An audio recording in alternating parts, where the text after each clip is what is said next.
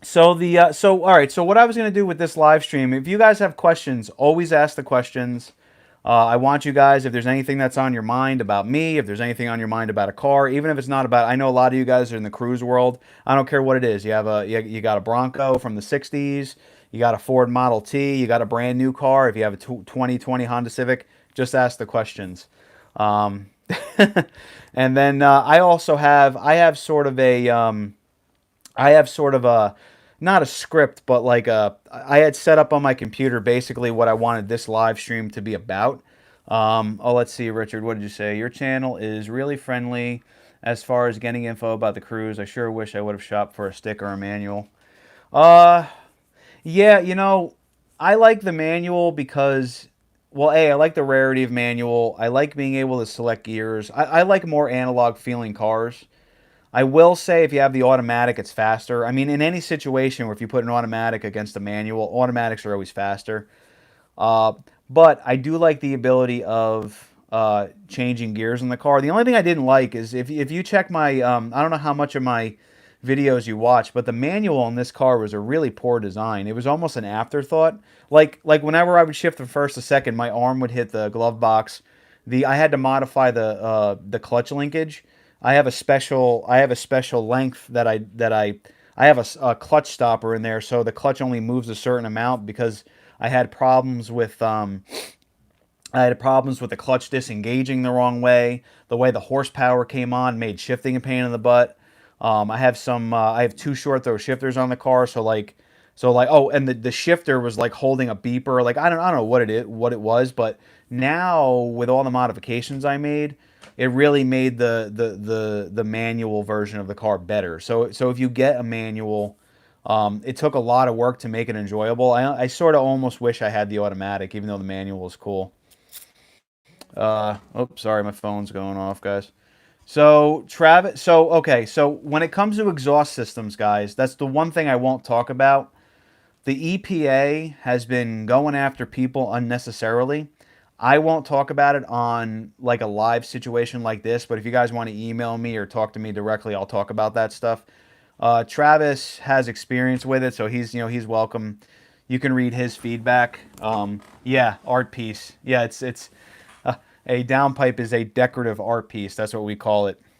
Um, so yeah, so I mentioned you had mentioned exhaust and I mentioned EPA. I put a little bullet point in front of me about the EPA. What I'm going to do with this live stream, if you guys go back to this live stream later on, there's going to be a link. So basically, if you click on the link, what it will allow you to do is vote for the RPM Act. So basically, not a lot of people know what the RPM Act is. What the RPM Act is it protects motorsports. Now, just because you don't have a race car, this is why it's important. Let's say you're 17 years old and you have your first cruise. Or maybe, Beal, you might be 21 and you have your first car and it's the cruise. Well, the EPA is basically saying that anybody who modifies a everyday car or a car with emissions from the big three, whatever, the manufacturer with emissions on it, you modify that car into a race car, it's basically called you're basically a criminal. It's deemed illegal now. What the RPM Act is doing is it's protecting people like us, people who like to tinker, people who like to play with their cars. Even though you don't have a race car, you have a car that has a modification, it's technically considered a race car, even though it's not.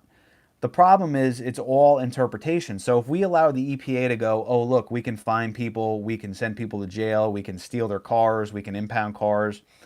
If we give them that inch and we don't pass the RPM Act, they can literally walk up to a car and they could find a way that if you just, let's say, change the muffler, for that to be considered illegal and have your car impounded.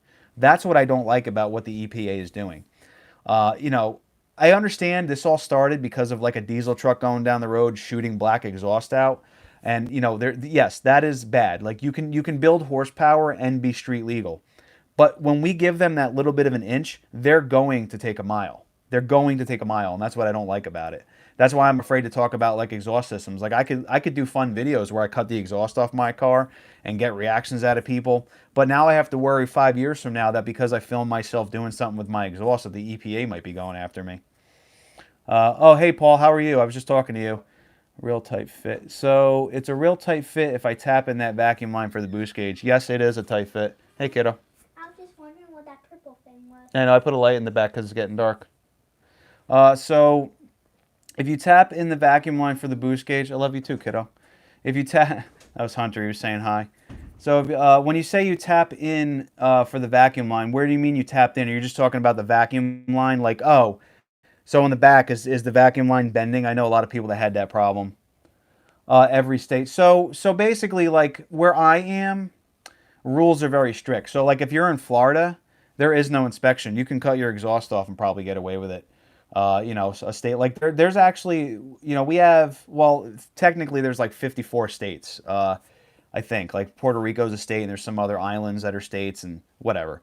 But in all the states, I think there's only like some crazy number, like 14 states that actually do like emissions testing where it matters. And unfortunately, I'm in one of them. So every modification I make to my vehicles is always street legal. Like I have a 700 horsepower Corvette with a supercharger, meth injection, but it still has catalytic converters. It still has the factory mufflers, and when I go to inspection, it passes no problem. So that's where I am. Yeah. So if you're in Ohio where they don't care about emissions, then you're good. You can do whatever you want. Paul, I would have to see. Oh, are you talking about behind the engine? So basically, what I did was behind on the cruise behind the engine. There is a you have a vacuum line running up the back of, like basically under the bottom of the car, running up the firewall, and then it gets to the back of the engine. It goes to a purge valve. So it plugs into the purge valve and goes from the purge valve, routes upward, and then goes to the throttle body. That U-shaped plastic pipe, what I did was I disconnected it from the purge valve and I disconnected it from the throttle body. I cut about 6 inches off of it and I used 3/8 rubber line to replace it with, and I clamped that. And then I cut the rubber line. So when I cut the 3/8 rubber line, I put in a 3/8 T, and I believe the T part of it dropped it down to I want to say a 1/8 or a 1/4 hose, and then I basically took that and I routed that to the boost gauge. I'm gonna have an updated video coming out where I show like a more detailed version of how I did that. That first version of me putting a boost gauge in was like literally like my second video ever, and the video and editing was awful. So that was like I don't know, a year and a half ago, 2 years ago, whenever I did it. So I have a new updated version that I'm going to be adding into the. Just keep an eye on the Chevy Cruze Big Turbo series. There's going to be a series of videos, video 1, video 2, video 3, and then I'm going to throw the boost gauge in one of those because I decided that even though I didn't do the boost gauge during that install of the turbo, I wanted to add that into the series because bro Dave was editing. I wanted to add that into the series because I thought it was important to monitor your boost levels, especially if you're going big turbo. It's important to have an air fuel ratio gauge and a boost gauge. Bro Dave. So I have a couple ideas. In fact, I might throw Bro Dave into a future video again. Um, got yours off eBay. Oh, okay. Yeah, yeah. Right, exactly. So, yeah, you're probably weren't realizing that you need a T that goes from a larger size to a smaller size. That's really the only way to do it. Unless you have like a throttle body up spacer that has the tap in the side of it, that's really the only way to get a vacuum reading. I know when I was messing with this engine when I first got it, I don't know why General Motors, they have a mechanical vacuum pump on the side of the camshaft that creates vacuum. I don't know why they created a wastegate that runs off just boost pressure, and they have a sensor that reads vacuum to tell things to operate when you could have just run everything off of vacuum. I don't know why they did that. It must be an assembly line thing. So basically, like going down the assembly line, it's like one less thing they need to do if it's all electronics and packaged with the engine. I don't know. I don't know why we have a vacuum pump when you can literally just tap into the engine. Maybe it has everything to do with horsepower and emissions. I don't know. Um, all right. So one question I know actually, a lot of people have been asking me this question. What's the difference between a narrow band O2 sensor and a wide band O2 sensor? Because I've had, ever since I put the air fuel ratio gauge video out, I've had people basically like ask, well, do I have to weld to put the sensor in the exhaust? Can't I just tap into what's there already? And I would say things like no, because that's a narrow band sensor, and if it is a wide band sensor, you can't use one sensor for like two gauges. It'll throw your readings off. So basically, like a narrow band O2 sensor, imagine it like this. So your car would have a narrow band O2 sensor basically. All a narrow band O2 sensor does is basically work like an on-off switch. It just basically, here's what happens: engine fires, you have a piston that explodes, you have an explosion, your piston moves, the exhaust gas goes out of the exhaust or out of the head into the exhaust, and what basically happens is a narrow band O2 sensor just reads that there is exhaust. It reads that there is an air fuel ratio, and that's it. It just tells the engine, yes, the firing happened. So it's more like an on-off switch, and it's exactly what it sounds like. Very narrow band. It has a very little window of what it reads. A wide band actually reads what the exact air fuel ratio is. So when the piston fires, or when that cylinder fires, the piston moves, everything comes out of the exhaust. The wideband air fuel ratio, or I'm sorry, the wideband O2 sensor reads your air fuel ratio, but it's more accurate. It will actually read the exact air fuel ratio that is in your exhaust. So that's the difference between narrow band and wideband. So most cars have a narrow band. So if you were to hook a gauge up to a narrow band sensor, all you're ever going to see is like lean rich, lean rich, lean rich. That's it. And it could be as simple as like being at like lambda. So lambda, I'm going to screw this definition up, but lambda is basically atmospheric pressure. Is that right? No, that's not right.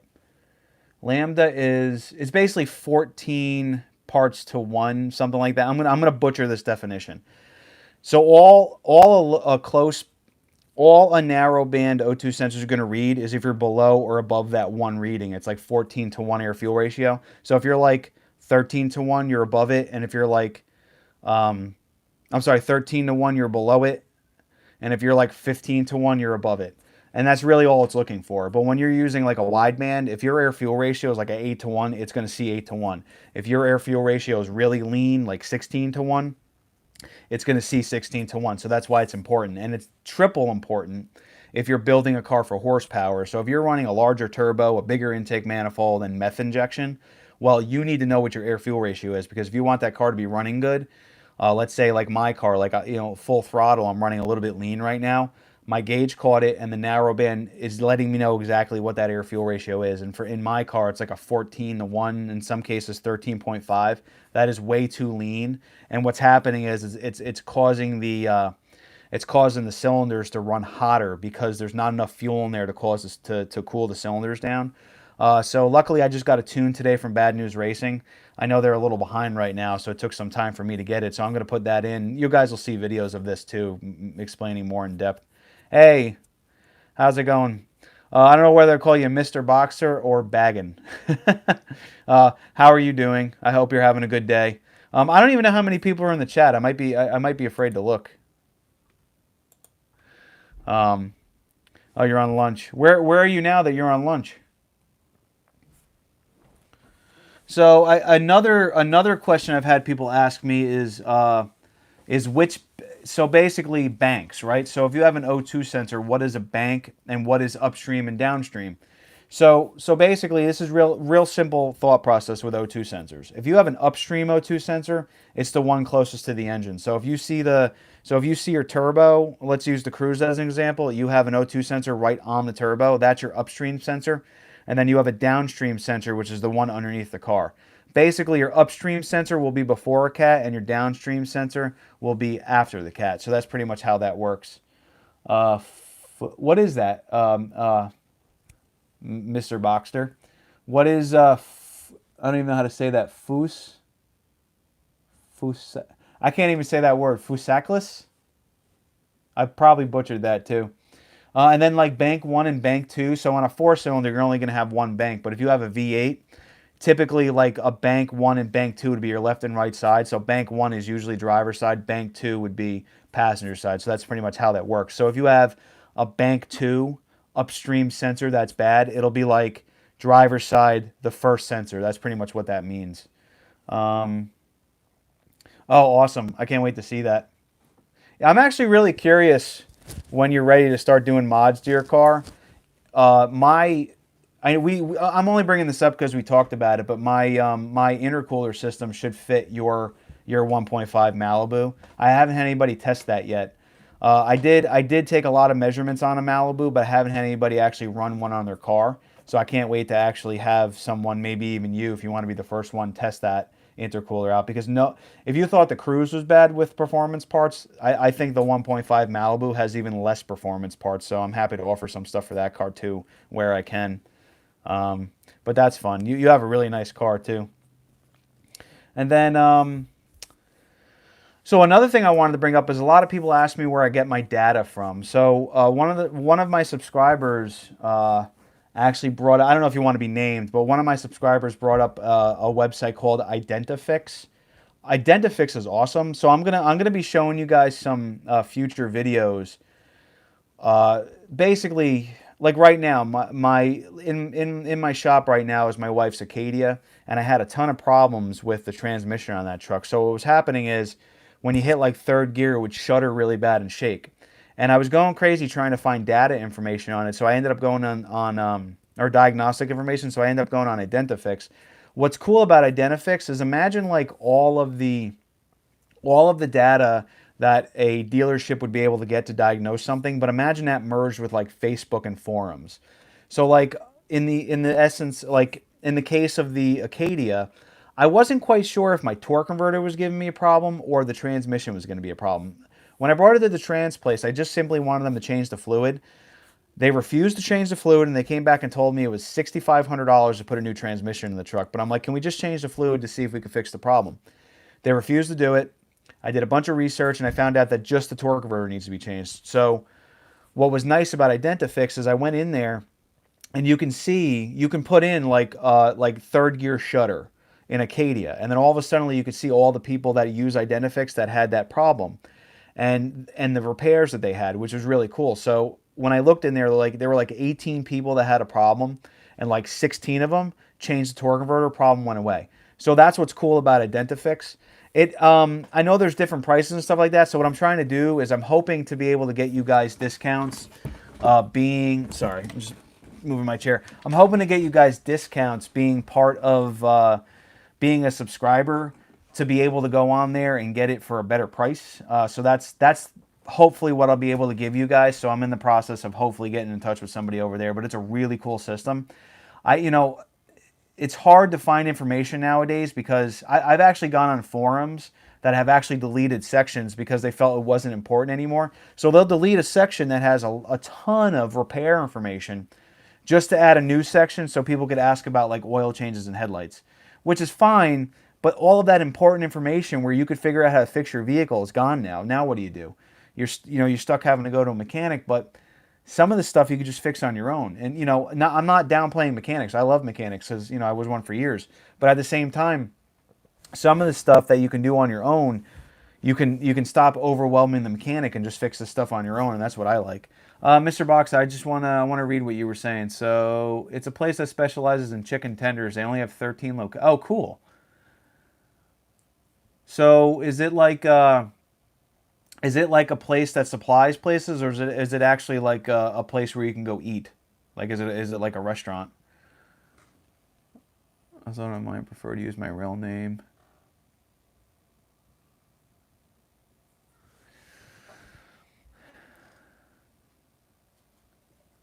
Sorry, I don't know why the chat ended up. I'm staring at the chat, waiting for responses to come through. So my apologies. Like I said, I'm still practicing this.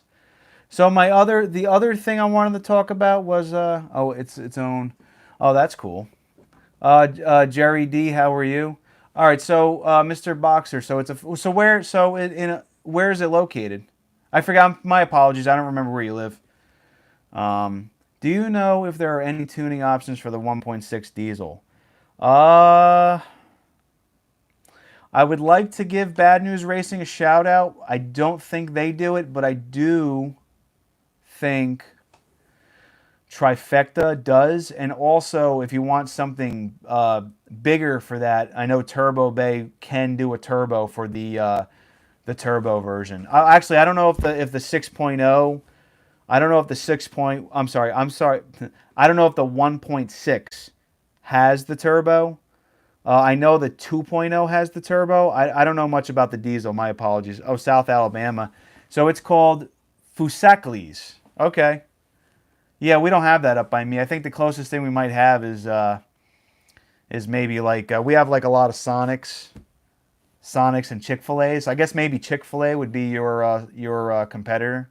Oh, it does have a turbo. Yeah, so the 1.6 turbo, if you talk to Matt over at Turbo Bay, I spoke to him after my last live stream, and he said he can do a turbo for the diesels, by the way.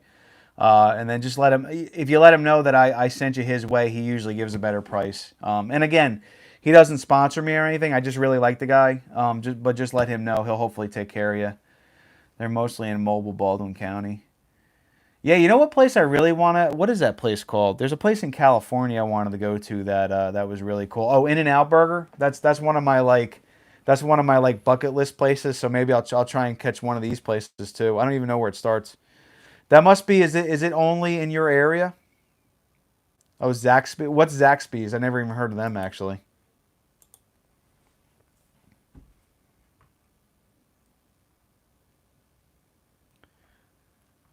Zaxby's.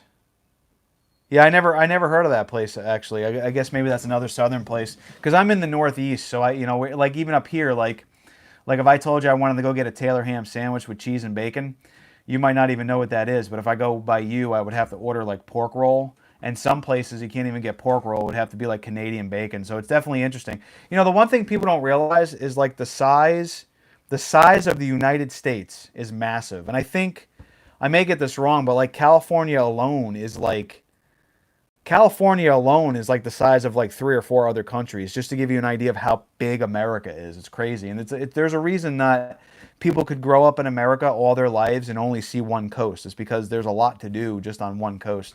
Yeah, In-N-Out Burger. I really want to try In-N-Out Burger. It's like I said, it's one of my, if I guess maybe that would be on my, like your bucket list food places. In-N-Out Burger is one of them. Ruth Chris Steakhouse in New York City, that's another one. I mean, a $200 steak better be an amazing steak, and I can't wait to go there someday.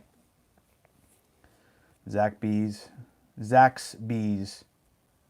is another place that specializes in chick. Why are they so hard to pronounce? Is like by you, do a lot of businesses have like unique names like that? Like by me, like a unique name is like Sonic or Wawa, like stuff that are easy to pronounce. Those names are to me, obviously I'm far enough away from you that um, you may even have an accent when you talk. Like I might have an accent to you. I don't know actually. Um, yeah, so I just popped into the live stream just to check out my video. What do you guys think of this cool blue light back here? I tried to give I wanted some ambiance. I thought it might be fun. I'm trying to give you guys some really good lighting. I don't know if you like the dark room or a light room. So I'm trying something different today. What is this? Review. Let's see. It's not hard to pronounce when you're Southern. Yeah. It's funny because I grew up in the Northeast, and wait, I'm live here so I can say it. The light looks more modern. Okay, cool. So if you guys like the light, I'll keep the light. You know what's funny? This blue light, I'm not joking. This is my 4th light. I tried 4 different attempts to figure out how to light this room in a fun way so you guys can enjoy it on your end. And I think it's okay. I mean, the sun's starting to go down, so I think the lighting is still okay. But if I get too dark, I could flip the light on in the room. I wanted to give you guys some contrast today. I'm trying to get better at all this stuff, so. And I'm trying to keep my computer lighting my face so I still look good. But if you guys tell me it's starting to get dark, just let me know and I'll flip the light on in here.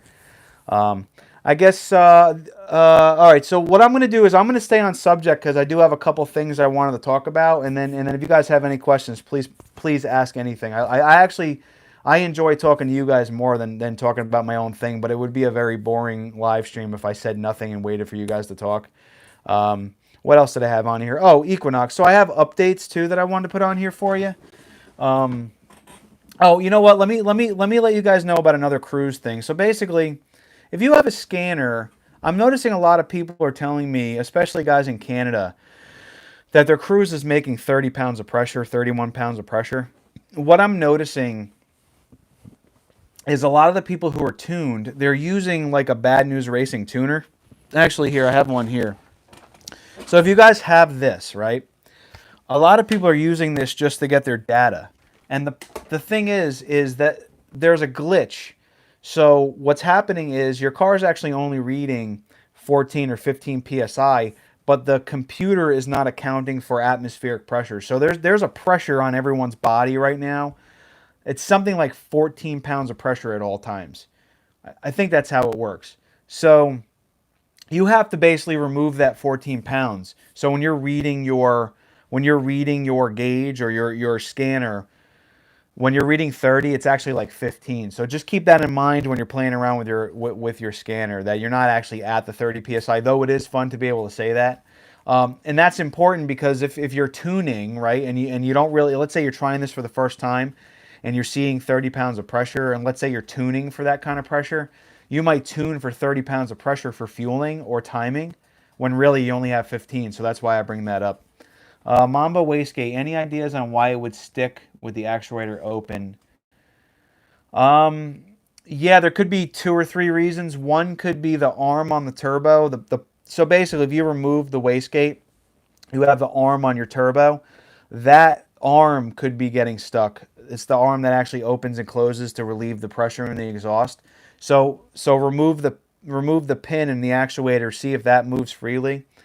Open up the, I know the new Mamba wastegates, they come with extra grease now. Like literally like this month, they just started offering extra grease because you have to realize that thing's right above your turbo and your turbo heats up sometimes to like 300 degrees. So that grease can get really crappy. Plus, if you, here's another thing that you need to realize. When I was touching on oil getting in your intake system, the oil that's getting in your intake system, that's getting into the turbo, can get into that boost sensor that's on the side of the turbo. Oil can make its way into your wastegate, and then what happens is the hoses disintegrate, and that debris gets into your wastegate, so that'll end up jamming up your wastegate as well. Also, I have another video coming out showing the hoses on the wastegate. So the hoses on the wastegate, basically what's happening is they're getting low oil and corrosion too, and then that stuff is getting into the wastegate, causing more problems. So I ended up changing all that out, and then that's basically protecting my wastegate. But if you're somebody who's maybe had a wastegate on the car for like 2 years now, you could have debris in there actually from that oil. Let's see. When I get on it full throttle, it's the only time it sticks. Well, it's only really going to work when you're full throttle. A lot of people don't realize that the wastegate is actually controlled by boost pressure. So when you're full throttle and your car is making 20 pounds of pressure, your spring needs to match the pressure it takes to open it up. Uh, so so if it's sticking, you have to check to see, like basically you have to put pressure on it. So what I do is I have a hand pump. So I have a vacuum pump for bleeding brakes that also does pressure. I put it on my Mamba and I pressurize it. And if I see like 25 pounds of pressure, the rod starts to move. So you could pressurize yours and see if the rod moves. If the rod moves and you relieve the pressure and it goes back, you're fine. It could be getting stuck maybe because your boost sensor might be stuck, or you might have debris in the line and the air can't get back out of the wastegate fast enough. So you might have a few problems. It's good to just take those rubber lines off and clean them out every once in a while. I'm going to have a video on that stuff, by the way, so I could hopefully point you in the right direction in the future. Um, so let's see. Travis said, sounds like you may have the wastegate extra part and actual metal. Yeah, Travis just said the same thing. You might have to re-lubricate it. Also, what spring do you have in your wastegate? Because that, I've seen some. In fact, Travis just dealt with a spring that was a spring that was getting weak. He had to upgrade actually. Um, so Travis, just make sure the high temperature grease that you're going to use can work inside that wastegate. You know what I'd like you to do? My public email. Oh, if you have a yellow one, I mean that's a weak spring. So if you get any debris, that spring actually could be why it's binding up. Do you have a tune on your car by any chance, Beal? Uh, Jonathan. Well, Jonathan, I don't know if you want me to use your real name. Well, I think you said I could. So valve springs, piston, and head. So I did find a company. I'm going to give them a shout out. I don't know anything about them, but I believe it was called Part Time Performance, and they do. One of my subscribers just got One of my subscribers just got a ported and polished throttle body. He said that it was like night and day. He said it's an amazing difference on the car. I don't know if they do that kind of work too. I'd be very interested in stronger valve springs because basically, like my car now is pushing about 20 pounds of boost peak. So I'm worried that down the road, what'll end up happening is I'll get valve float. So valve float is when you have too much boost, the valve actually can't close, and then you end up getting pistons hitting your valves. Because if you have too much boost, the valve can't, slam shut. So if you get stronger, I would want stronger valve springs eventually. So if I'm really running above 30 pounds of pressure. So if you have a trifecta tune, I was gonna say if you go to the black spring, you don't have a chart. You know what? Email me directly. If you go to my website, davescustomparts.com, you can email me through there. I have springs and I also have charts, so I could let you know what your preload should be. I don't want to give preload out now because everyone's turbo is different. I don't want somebody taking what I say here and using it on their car and they blow their engine up because they screw it up. Preload is really car specific, so if you want to message me directly, just go to davescustomparts.com and let me know your screen name here, so when you message me through that, I know who you are and I'll help point you in the right direction. Also, I have a Facebook group called I believe it called it Dave's World, and it was like cruise parts and diagnosing, or problems in diagnosing. You could find me on there too. That was for the members. A lot of the members are in there. So if you guys want to join that, feel free to join, and then we can help point you in the right direction too. Let me just grab a drink. So I did put on here some notes for updates because some of you guys had asked about updates on my other projects. So the Equinox. So one of my big builds that I started working on was my Equinox. I filmed about 7 videos on that truck, and I haven't put any of them out yet because I was focusing. I was very excited to finally get to the point where all the videos I'm putting out are current videos. So my channel in the past would be like, one day would be like a Corvette on the dyno, another video would be like me fixing the Cobra fuel system, another video would be a Jetta video, then it would be like Miata exhaust. Oh, no problem, Beal. And then what was happening is, like, I'll put a video out about a cruise today, but I might not put another cruise video out for like 6 weeks because I have a bunch of other stuff I filmed. So I've been really excited to be able to put out a video series that's current. So when you guys are seeing what I'm putting out, it's only a few weeks behind when I filmed it. So the stuff you're seeing that's coming out now is in order. So you're getting to see like the turbo get removed, which is the next video. You got to see me do the air fuel ratio gauge. You got to see me put the larger intercooler with the stock turbo, and it's all in order. And it took me over a year to get to this point because there's so much content that I filmed and so much editing that I was doing that I wanted to share all of it. And I have so much that, like, my Equinox, right? It's a cool truck. I haven't put any content on the truck. I just talked about it briefly, and then that was it. I was thinking of selling it, and I decided to keep it. So I have a supercharger sitting waiting for it to go in. I have 19-inch wheels that are going to go on it. I figured out how to get Brembo calipers on the truck. I figured out I have working paddle shifters. I have a touchscreen navigation. And it doesn't sound impressive until you realize that it's the same Apple CarPlay and Android CarPlay that's in our second gen cruises.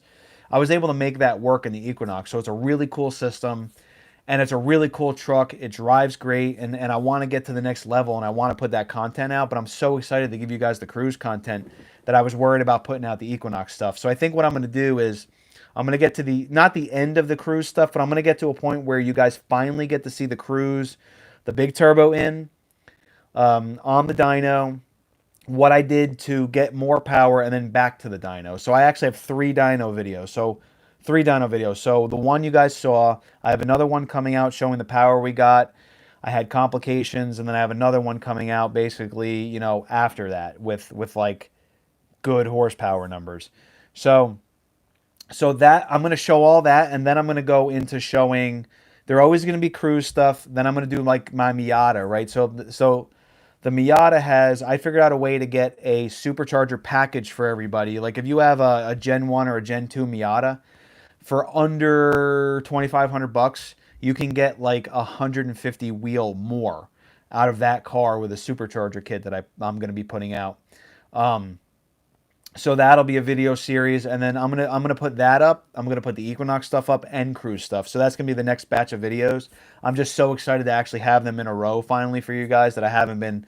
I have all these videos that I'm just waiting to edit that I haven't touched, but I filmed some really fun stuff, and I can't wait to show you guys that stuff. Um, so wait, let's see. John, what did you say? Yeah, I just checked those RPM guys. Remember where I work, I have a 14 CNC machines and a full. He has a really cool job actually. He sends me pictures all the time, and he does some really nice welding, some really cool welding stuff too. Oh, that's cool. I do have a friend in Canada that just hooked me up with some. He has a 3D scanner, so if he ever gets his car apart, maybe. You see, this is the one thing that I like about the Dave's World membership. I'm gonna also put. I've had people trying. Oh, let's talk about the membership for a sec. So I have people who are in the membership, but I have a lot of people message me telling me they can't figure out how to get into the membership they want to join. What I like about the membership is I have a network of people that I could put together. So it's growing every month. So it'd be really cool. Like I have a guy in Canada who has a 3D scanner and knows how to do 3D printing. He can scan things, and I can get the scans over to like John, who can maybe design stuff. So what I could do is have a network of people to where I could have someone scan a part. I could put it with another person who can design and build the part, and maybe put it with a third person who can upgrade that part. That's kind of what I want this membership to do. The other thing is if you're on your cell phone and you're using an Apple product, you can't join the membership. I don't know why there's a block on Apple people, but if you go on your actual desktop and you go to like one of my videos, or you go to my channel, they actually see a join option. So if you want to be part of the membership, that's how you have to do it. And if you have an Android, you can do it no problem. I don't know why Apple is the problem. I don't know if they're blocked because of maybe YouTube is owned by Google. Maybe they don't want Apple products involved. I don't know what it is, but I wanted to touch on that too. That was another problem I've been having lately is people are literally like, how do I join? And I'll give them the link. Here, click on this. And all it does is bring you back to my YouTube channel instead of actually letting you join and showing you the trailer and the perks. I don't know why that happens, but, well, I do know why. I just told you. But now I know, go on the desktop and you'll be able to join if you want to. And by the way, I hope I'm not trying to, thanks. So I'm not trying to sell the membership on you guys, but really, if I don't tell you this, how are you gonna know? I try to put as little like extra stuff in my videos. Like I'm trying to make my openings short, and I'm trying not to fill my videos with like, hey, I have this product, or hey, join my membership. But if I don't do that, how are you gonna know about it? So that's really why I'm letting you know now. Okay, let's see. Another question I had. Oh, here's a big one I wanted to talk about. So you guys saw one of my first few videos was an airbox modification on the Chevy Cruze. So hey, what's up, Matt? How are you? I'm glad you're here. I was watching your live stream the other day. I like your setup, by the way. I don't know. I don't know if I noticed this, Matt. In your other videos, I noticed you have a guitar in the background. I don't know if you play music or if you're a musician too. But your setup is really nice, actually. So I'm pretty impressed with how you do your live streams too. Um, by the way, is it getting? Just let me know if it's getting too dark in here. I know I'm looking at it right now, and it looks like it actually looks cool. But if you guys want a brighter room, just let me know. Feel free to say it. Um, so you guys that have a Gen 2, one thing I'm noticing is, let's say you're tinkering with the car. Your thought process is, since the car is off, if I disconnect a connector and I plug that connector back in, the computer wouldn't know.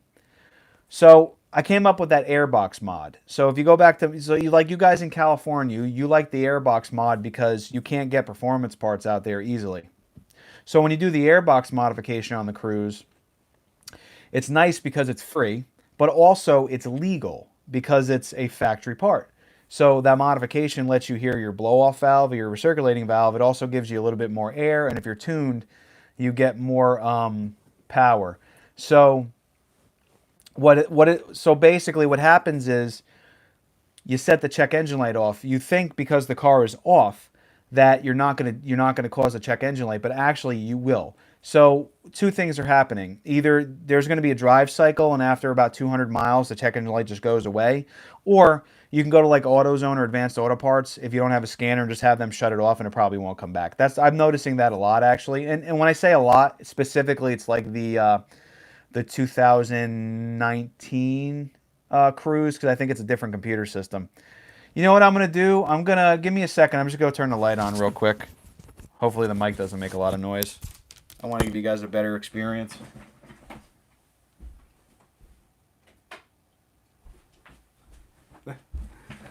Much brighter. Okay, so that's one thing I have to look out for too. If we do these 7 o'clock at night live streams, I have to worry about the light in the room. So this backlighting is really cool until what? It's like almost 8 o'clock by me. So once we hit about 7:40, 7:45, it starts getting pretty dark. So the backlighting is cool, but it's not bright enough for the room. Maybe what I'll do is I'll add some lighting on my desk, so when it starts to get dark, I can flip a switch and give you guys more lighting. But for now, I'll just finish out the live stream with the lights on in the room, and now you guys can see Groot. And maybe what I'll do is I'll make sure I light up Groot the whole time too. Maybe I'll put Groot on this side of the room so the blue light lights him up. Matthew, I do. I've been doing it for 26 years. I use ECM Live and a deal. Yeah, live streaming is new for me. I don't know how long you've been doing it.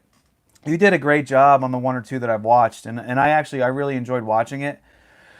The program you're using too looks like it's like a professional live stream program, and I really like how you set yours up. I don't know if I'm ready for that kind of a commitment just yet. I kind of like how I have things set up now, but you, Matt, I got to tell you, like you really inspired me to do better. That's for sure. And by the way, as far as guitar goes, guitar is something I always wanted to learn. So sorry, my mustache is bugging me. So my son, one of them is into music, and he brought home a ukulele. And man, I got to tell you, if you're going to learn how to play guitar on a ukulele, that is difficult, and it's because tuning the thing is a pain in the butt. So I'm learning the notes and I'm learning the strumming. The problem is I'm trying to do it on a ukulele that's not tuned. So I bought a brand new ukulele that comes with the tuning tool, because if they're not tuned, they sound awful. So I never really got a chance to learn guitar, but I really like the way the ukulele sounds. And when I watch a lot of oh, Travis, I appreciate that. I'm going to say thank you in a sec. So I like the way the ukulele sounds, and what I noticed in a lot of movies and TV shows is ukulele is a lot of the background is like a little bit of ukulele, and I really like the way they sound, so I thought it was fun. So I ended up buying one, so eventually I'll hopefully be able to do a song. One of my bucket list challenges for myself is I want to be able to do Somewhere Over the Rainbow on ukulele someday. It's a very difficult song to learn, at least to me. Yeah, it's, guitar. I feel like with guitar, and again, I could be wrong because I'm not a musician, but I feel like with guitar, it's easier to play a crappy sounding guitar and be able to make music. But with the ukulele, they sound awful. No, they have to be perfectly tuned or they're just awful. So Travis, I incredibly appreciate that. Thank you very much. These when I started doing these live streams, I didn't even realize you can donate until I was doing one of them, and you guys donated. And Travis, I really appreciate that. Thank you. This is a huge help. Thank you very much.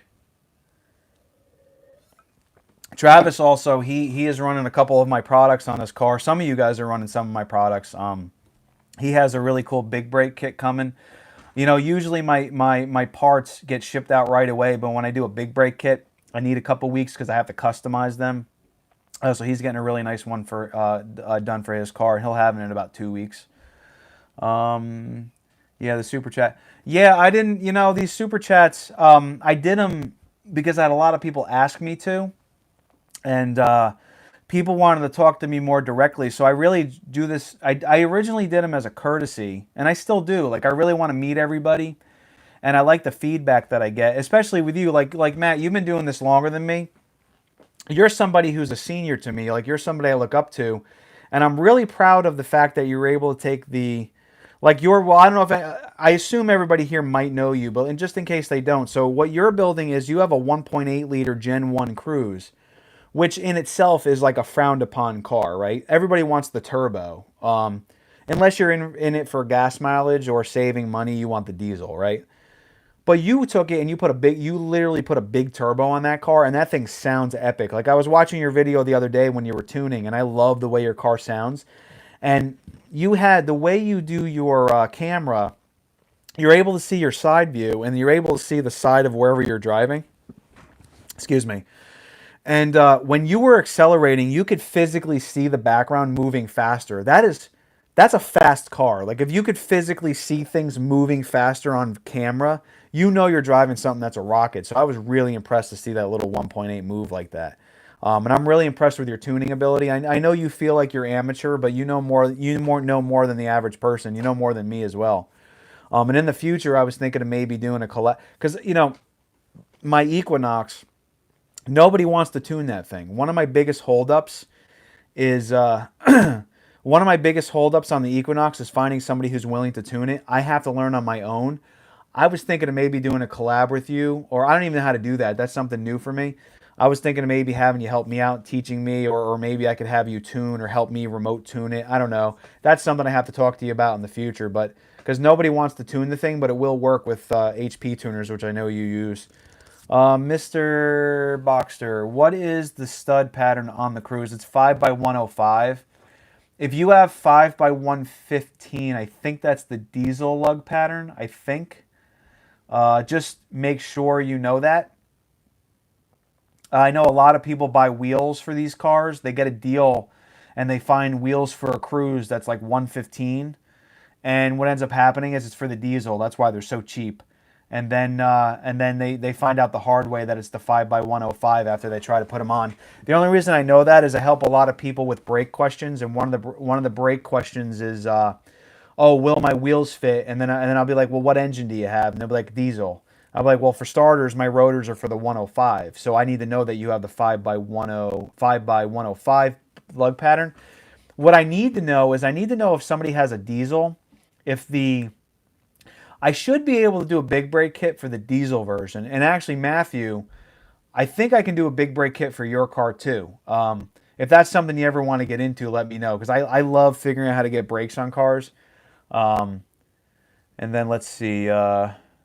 Summit. Hey, how's it going, Brian? How are you? Travis, that big crate is going to be so much better than stock. Can't. Yeah, Summit he was one of my first buyers to run my big brake kit. So he helped me. Actually, he's the first one to run it's funny, if you look at his car, the brakes look cartoonishly big. They look awesome on his car, right? That's the small brake kit, and it still looks massive on his car, and the braking is awesome. So he helped me work out a few bugs on his kit, and actually I met him in person. He's a really cool guy. I gave him a shout out in 2 of my videos, I think, too. Matthew, I appreciate it. I just learned what I know from watching YouTube videos. Yeah, my problem is I know just enough about tuning that I'm dangerous in the sense that I think I know more than I do, and I don't know enough to be good at it. Maybe I do, I don't know. Years ago when I first figured out how to supercharge my Corvette, I learned how to tune on HP tuners, I want to say 10 years ago. And I was very amateur, but I figured out how to build a supercharger kit with literally nothing but parts I bought on my own.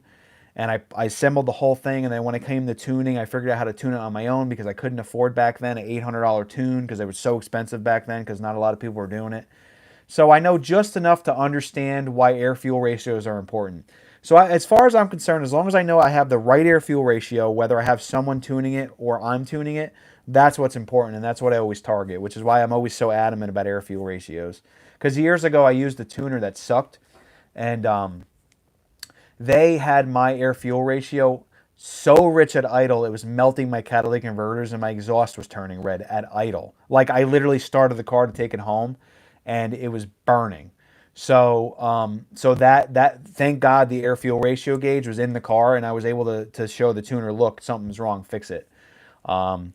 Captain Pandy, hey, how's it going? I didn't realize that was you. Okay, I appreciate you joining today. So yeah, it looks like 7 o'clock on a Wednesday might be the best time to do this. I'm getting a lot of people coming in, and I really appreciate you guys all showing up. Thank you. And the white brakes, you might actually be in my next batch of calipers because I'm doing I'm doing 4. I just got done with these amazing blue calipers, and I think I put it on the Facebook page. So now I'm working on, I have a purple set that I'm doing. Purple, I have a white, actually 2 white sets, 2 of that Summit white, and then a red set. So that's what's going on this next batch. So you should actually have some pictures coming up. By the way, I forgot to ask you, is your car a diesel or a gas? I don't remember if I had. I was talking to somebody, and I realized that their crews, when I was talking to them and we were doing the brake kit, that they had a diesel, and I basically told them, let's hold off until we could figure out what wheels you're getting. So your car, I don't remember if that was with you or someone else. Okay, good. So you're fine. You're fine. You have a gas engine. You're perfect. It's the diesels that I have to work on now. So a lot of the stuff that I do is, a lot of this stuff is prototype stuff. So, and when I say, it's a fancy word for saying that I designed it and it's new. So, but the brake kits, I pretty much have them squared away. The intercooler kit is on point. Everybody running the intercooler is loving the intercooler. The bigger brake kit, I'm running it on my car, and I have a couple other people running them. Those are on point. And the smaller kits, I just finally got them on point. And actually, it was with help from Brian. His car looks awesome with them. And now moving forward, all the stuff I learned from that, you guys are going to have all that on the new kits. So, cool. So, I don't know. Do you guys want to keep listening to me talk? I mean, I've been at this for about an hour now. I have a couple more subjects, but what I am noticing is I'm starting to lose my voice a little bit. But I think everything I wanted to talk about is... I pretty much talked about all the stuff I wanted to talk about. I like hearing from you guys. Let's see. I looked at my intercooler. It's crushed on the bottom. Oh, wow. I've been noticing that a lot of people... So here's... I get a lot of people messaging me asking about the... what's happening on the cruise is we have basically a pop-on style, like a quick connect style intercooler pipe. So there's a ring. You pop it on and it locks in place, right? The rings are getting weak and these things are blowing off. And even if you bend the rings, they still get weak and blow off. So I have a lot of people going, hey. So basically what I started offering was just intercooler piping, right? So then what I'm noticing is a lot of people first ask me about the intercooler piping. And then after talking to them for a while, I realized that their intercooler is like falling apart. So the factory intercooler has plastic end tanks. I guess I'll finish off the live stream with this last conversation about the intercooler. So the intercooler has aluminum in the front, when that's where the air blows through, and then you have plastic end tanks. What happens is where the plastic end tanks meets the aluminum, it's like a compression. It's like squeezed, like a compression with an O-ring, right? They squeeze it and they pinch it and they squeeze the plastic and the aluminum together. That ends up leaking there and cracking.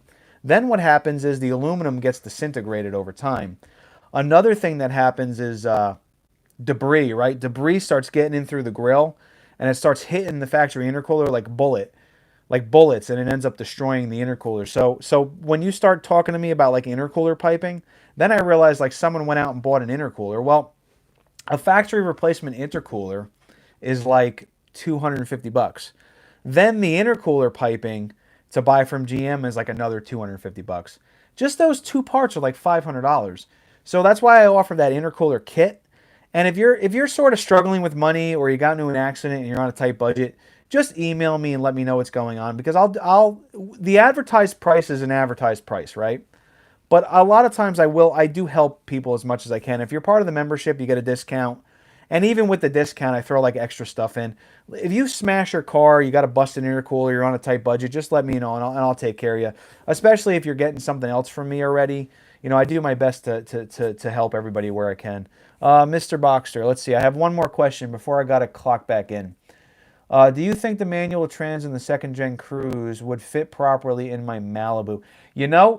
I thought about that. I feel like the Malibu 1.5, you can literally put the manual trans in no problem. But I don't want to say no problem. Will it bolt in? Yes. Will the parts from the Cruise probably fit for the manual to work, and the cables and everything, and the slave cylinder and the master cylinder? Yes. You'll have to extend some of that stuff because the engine in the Malibu is like, I want to say a foot further from the firewall than the Cruise. However, in the Cruise, we have like a double firewall, so it might be the same distance. I don't know. The other thing you have to worry about is the tuning. So if you go from a manual, if you go from an auto to a manual, there might be some computer stuff in the transmission that you might not be able to tune out of it. So that might be your only holdup. So just talk to like Trifecta or Bad News Racing. Tell them you're doing a swap. You can get the parts actually pretty cheap. I think you can get everything you need parts wise for like $1,000. It's just a matter of tuning for it. And I don't know about the width. Like I don't know if the width of the track of the hub. So basically the hubs, right, where the hubs line up. I don't know if the Malibu axles will work in the Cruise transmission, or I don't know if the Cruise axles will work with the Cruise transmission in the Malibu chassis. That's one holdup, but I have a feeling like the Malibu axles might work fine in the Cruise transmission. Maybe. I think so. That is a cool swap. I would like, if I had an automatic, I probably would want to do that swap too, just to do it. Even if I never drive some of these cars, I just like tinkering. It's funny because I do have a cheap car collection, but I know cheap is relative, but it is a pretty cheap car collection, and a lot of my cars are just literally just sitting in pieces because I like to tinker. Like my Corvette's been in pieces for probably a year. I think I probably put 2 miles on that car in a year because I like taking it apart and figuring how to make stuff work. That's just how I am with these things. So, all right, guys. So I think I'm going to end the live stream here. It's I've been talking for over an hour. I'm starting to lose my voice. I'm glad you guys showed up. I'm glad you all had fun. It was nice seeing Matt too. Matt's got a really cool build. I think his channel is his name. If you guys want to see a cool Gen 1 build, Matthew. I hope I say this name right. Chevalier. I hope I said your name right. My apologies if I didn't. His YouTube channel is his name. He's doing a really cool Gen 1 build where he's doing an aftermarket turbo and a bunch of other stuff. He's a little bit different than me, but he's on the same path I am. He's going after horsepower numbers, and I think he's doing a dyno video coming up too. He's got a really fun channel. So thanks, everybody. I appreciate you coming. If you need anything, please contact me directly anytime. I know it's probably not in the description right now because this is currently being filmed, but the live stream will be recorded, and then later on it'll be up on my channel, and I have a lot of my information in there on a later date. So you got to give me like 48 hours for everything to process. YouTube has to process everything, and then once it's done processing, I can go in there and edit everything, and I'll have all the links to the different things I said I would in there, including links to my Amazon where there's different tools, different parts that I used in the car. I'm trying to give everybody everything they need so you don't have to keep searching through every video all the time. So everything will be in the description. So thanks again, everybody. Have a very nice night.